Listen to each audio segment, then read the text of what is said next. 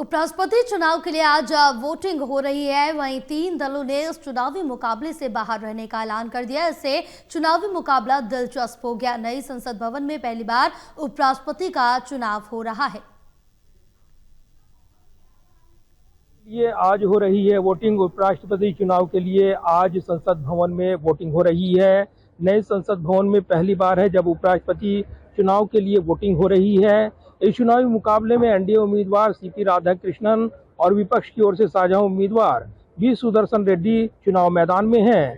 इस चुनावी मुकाबले में दिलचस्प समीकरण बनकर उभर रही हैं, क्योंकि लोकसभा के 542 सांसद इस चुनाव में हिस्सा लेंगे, तो वहीं 239 सांसद राज्यसभा के हैं। तो ऐसे में कुल 781 सांसद इस वोटिंग में हिस्सा लेने वाले हैं। हालांकि 3 दलों ने इस चुनावी मुकाबले से बाहर रखने का ऐलान कर दिया है। ये दल हैं तेलंगाना राष्ट्र समिति, जो कि पहले तेलंगाना राष्ट्र समिति के नाम से जानी जाती थी, लेकिन अब भारत राष्ट्र समिति के नाम से बीआरएस पार्टी है, उसने चुनाव से दूर रहने का ऐलान किया है।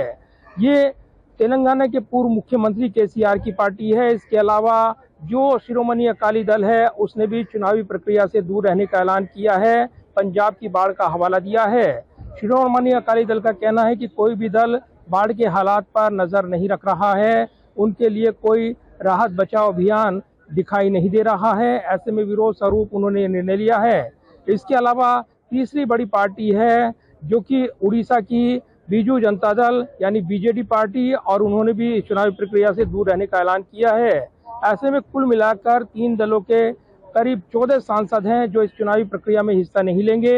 ऐसे में ये गाहे बगाए ये दल आमूमन सत्ता पक्ष के साथ दिखे हैं, लेकिन कहीं न कहीं अब इन्होंने इस चुनाव से दूरी बनाई है। उपराष्ट्रपति चुनावी मुकाबले से अब ये दल दूर रहेंगे। ऐसे में कुल अगर वोटों के लिहाज से देखें, पहले 391 के आंकड़ा वो आंकड़ा था जो विजयी उम्मीदवार के लिए चाहिए, लेकिन ये आंकड़ा घट जाएगा। इसके अलावा जो सांसद वोट करेंगे, विपक्ष की निगाहें क्रॉस वोटिंग को लेकर भी है। अगर वो ज़्यादा वोट हासिल कर पाता है अपने पाले से ज़्यादा, तो वो उसके लिए एक जीत के तौर पर होगी, ये विपक्षी दल कहते रही हैं। ऐसे में दूसरी तरफ एनडीए ने अपने सांसदों को लामबंद किया है, एकजुट किया है, और इसी के साथ इसमें आंकड़ों के लिहाज से एनडीए का पलड़ा भारी है। अब उपराष्ट्रपति के चुनावी मुकाबले में नजरें लगी हैं। शाम 5 बजे तक ये चुनावी मुकाबला होना है, वोटिंग होनी है, और उसके बाद गिनती होगी, और शाम 6 बजे तक विजयी उम्मीदवार के नाम का ऐलान कर दिया जाएगा।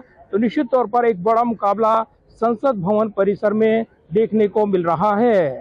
Pradeep Kumar, total news, Delhi.